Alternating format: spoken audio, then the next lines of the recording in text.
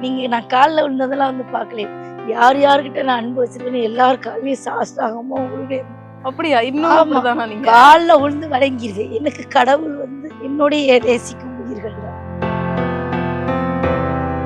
எங்க அம்மா நான் வந்து பெரிய ஆளா வர்றதை பார்க்கணும்னு ரொம்ப ஆசைப்பட்டாங்க. இவர் மூலியமா நிறைவேறிருக்குன்னா அப்ப எங்க அம்மா எங்கேயோ அவருக்குள்ள இருக்காங்கன்னு தான் அர்த்தம். அப்படிதான் நான் நினைச்சேன். பயங்கர எமோஷன் கேரக்டர். எனக்கு சில விஷயங்கள்லாம் தாங்க முடியும். ஆனால் உடனே அழுவேன், உடனே சிரிச்சிருவேன். அதுதான் என்னோட ப்ளஸ்ஸும், அதுதான் மைனஸும் தான். அதனால இப்போ நீ நடிக்கிறியான்னு கூட எல்லாரும் சிலர் கேட்பாங்க. அது எப்படி இவ்வளோ தூரம் அழுதுட்டு திருப்பி சிரிக்க முடியுமாங்க? அந்த நேரத்தில் அந்த கவலையை தீர்த்துக்கிறதுக்கு ஒரு அழுகை மருந்து.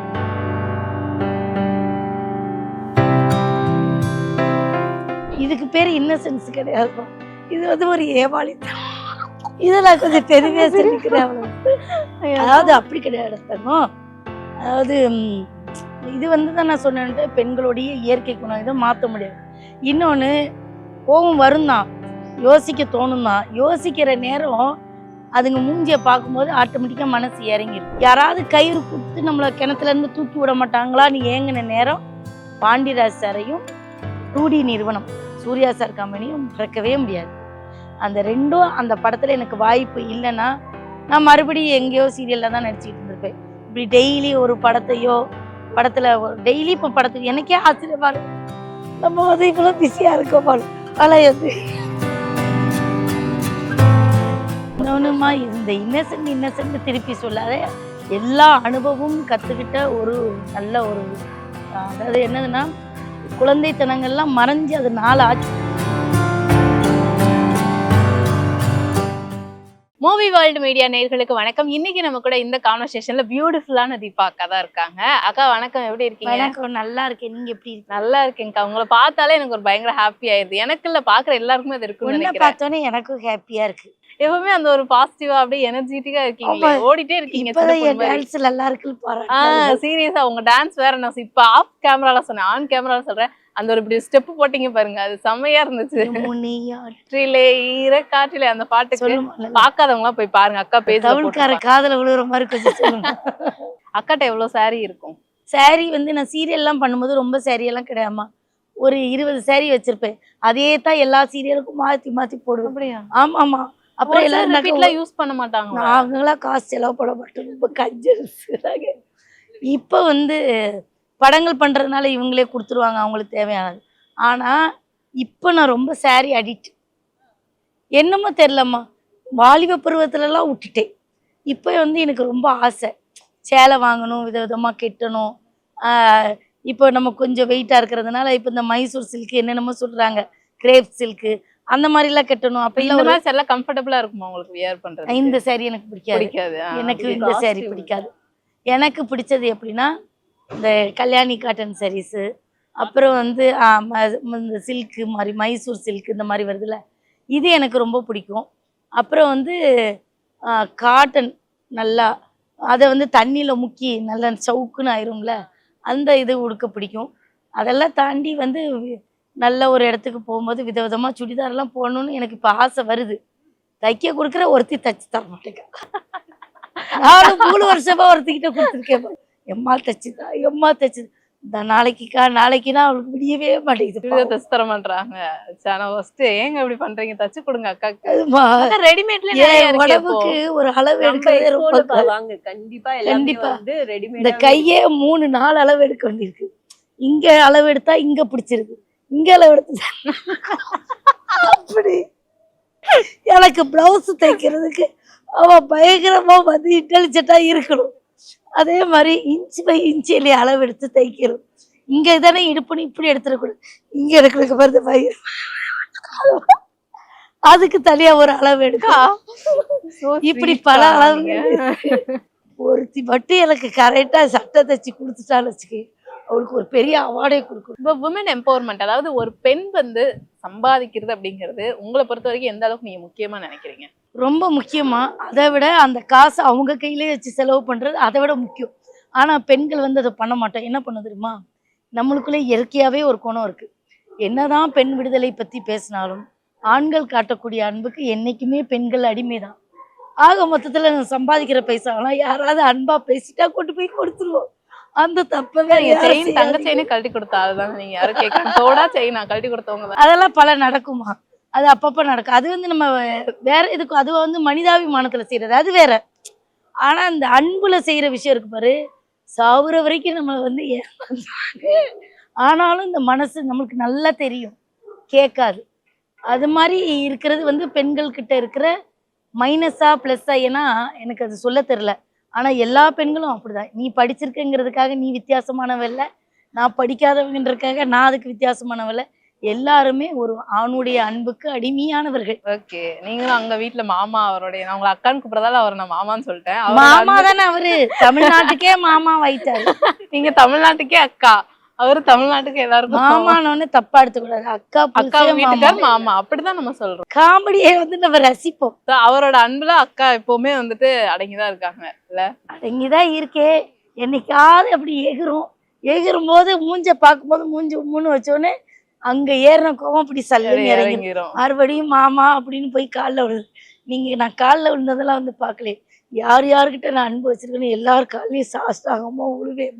அப்படியா? இன்னும் ஆமா. அப்படிதானா நீங்க? காலில் விழுந்து வணங்கிடுவேன். எனக்கு கடவுள் வந்து என்னுடைய நேசிக்கும் உயிர்கள் தான். எப்படிக்கா இப்படி இருக்கீங்க நீங்க? ஒரு எல்லாரும் சொல்லுவாங்களா, நம்ம வளர வளர நம்மளோட கேரக்டர் மாறிடும், நம்ம மாறிடுவோம். நானும் மாறி இருக்கேனே, மாறலன்னு. ஆனா பட் அந்த இன்னசென்ஸ் அப்படியேதான் நீங்க மெயின்டைன் இதுக்கு பேரு இன்னசென்ஸ் கிடையாதுப்பா. இது வந்து ஒரு ஏமாளித்தனம். இதெல்லாம் கொஞ்சம் பெருமையா சொல்லிக்கிறேன் அவ்வளவு. அதாவது அப்படி கிடையாது தங்கம். அதாவது இது வந்து தான் நான் சொன்னேன்ட்டு, பெண்களுடைய இயற்கை குணம் இதை மாற்ற முடியாது. இன்னொன்று, கோபம் வரும் தான், யோசிக்க தோணும் தான். யோசிக்கிற நேரம் அதுங்க மூஞ்சியை பார்க்கும்போது ஆட்டோமேட்டிக்காக மனசு இறங்கிடும். அதுதான் ஒரு இதில் இவங்க நம்ம பர்வீன் சுல்தானாமா கூட ரொம்ப அழகாக சொல்லுவாங்க, ஒரு கதையே சொல்லுவாங்க. அப்படி எவ்வளோ கதைகள் நம்ம கேட்டாலும் அறிவு வரி. ரீசெண்டா ஏதாவது நீங்க ஏமாந்த, ஏன்னா இப்ப நிறைய ஸ்கேம்லாம் நடக்குது, அந்த மாதிரி ரீசெண்டா ஏதாவது மறுபடியும் என்ன ஏமாத்திட்டாங்கப்பா அப்படின்ற மாதிரி ஏதாவது இருக்கா? என்னுடைய வாழ்க்கையில தினமும் அது ஒரு அங்கமாவே இருக்கா? அதனால அதை வெளியில சொல்ல மாட்டேன். நீங்க சொல்றீங்க அது ஏமாளித்தனம் அப்படின்னு சொன்னாலுமே அந்த இன்னசென்ஸ் மெயின்டைன் பண்றது இருக்கு இல்லையா, அதெல்லாம் ரொம்ப பெரிய விஷயமா நான் இதுக்கு பேரு பாக்குறேன். இன்னசென்ட் கிடையாம நல்லா தெரிஞ்சுக்கோங்க, ஒரு உயிர் மேல நம்ம வச்சிருக்கிற அன்பு லைக் அதுமே இருக்கு இல்லையா? ஏன்னா நமக்கு மாறிடுவோம், நம்ம ஒரு கட்டத்துல ஒரு மாதிரி மாறிடுவோம். யார் மேலே அன்பு எல்லாருமே காட்டக்கூடாது, யார்கிட்டயும் மாறிடுவோம். நானே பேசக்கூடாது. இங்க பாரு, இப்ப அந்த வச்சிட்டே இருக்கோம்ல, இந்த அன்பு மேல போயிட்டே இருக்கும். ஒரு கட்டத்துல கசந்து போச்சுன்னு வச்சுக்கியே, ஆட்டோமேட்டிக்கா அதுவே இறங்கிருக்கும். இது வந்து மாறிக்கிட்டே இருக்கும் அன்புன்றது. ஆனா அன்பு செலுத்திக்கிட்டே இருப்போம் நம்ம. இது வந்து இயற்கை. நம்ம அன்பு காட்டுறது செலுத்திக்கிட்டே இருப்போம். ஆனா நம்ம அன்பு காட்டக்கூடிய மனிதர்கள் கால சூழலுக்கு தகுந்த மாதிரி மாறிக்கிட்டே இருப்பாங்க. இதுதான் உண்மை. இல்ல நான் வந்து ரொம்ப நேர்மையானவன் இங்க யாருமே கிடையாது. அந்த அன்பு மாறும். கண்டிப்பாக்கா. எனக்கு உங்களை ரெகக்னைஸ், அதாவது நான் மாயாண்டி குடும்பத்தால பார்த்திருக்கேன். எனக்கு இன்னொரு அந்த படம் பேர் தெரியல, வடிவேல் சார் இருப்பாரு, நீங்க அதுல வந்துட்டு ஒரு கேரக்டர் பண்ணிருப்பீங்க, வெடிகுண்டு முருகேசன், பசுபதி சார். எனக்கு ஆக்சுவலா அந்த படத்துல உங்க கேரக்டர், உங்க ஆக்டிங் இருக்கு, அதுல லாஸ்டா ஒரு ஆக்டிங் ஒண்ணு, அழுகிற சீன் ஒண்ணு பண்ணிருப்பீங்க லாஸ்டா. அதுல மறந்துட்டேன் உங்களுக்கு. இல்ல எனக்கு அது எனக்கு ரொம்ப பழைய இல்ல எனக்கு ஞாபகம் இருக்கு அந்த படம். அதுல எந்த காட்சின்னு தெரியல. ஆனா வந்து அதுல ஒரு சிறப்பு குழந்தையா நம்ம நடிச்சிருந்தோம். ஆனா உண்மையிலேயே அப்பாவும் இனி நல்லா பசுபதி சார் நல்லா பாத்துக்கிட்டாப்ல. அதுல இருக்கட்டும். அதுக்கப்புறம் அந்த இடையில சீரியல் அப்படி இப்படின்னு போயிட்டீங்க. பட் இப்போ வந்து ஒரு பயங்கர ரெகக்னைஸ் நான் ஃபர்ஸ்ட் சீரியல் ஆர்டிஸ்ட் தான்மா. ஃபர்ஸ்ட் நான் சீரியல்ல தான் அறிமுகமானேன். மெட்டி ஒலி ரொம்ப வருஷம் நான் சீரியல்ல தான் இருந்தேன். அப்புறம் ஒரு 2 படம் பண்ணாலும் எனக்கு யாருக்கும் தெரியாம போயிடுச்சு. ரொம்ப வருஷம் கழிச்சு திருப்பி சீரியல் தான் எனக்கு மறு வாழ்க்கை கொடுத்துச்சு. அப்புறம் ரொம்ப நாள் கழிச்சு மறுபடியும் ஏதோ ஒரு படம் வந்து, அந்த செம்மன் ஒரு படம், அந்த வள்ளிகாந்த் தம்பிக்கு தான் நன்றி சொல்லணும். குரு பார்வை படுறதுக்கு அவர் ஒரு காரணமானார்.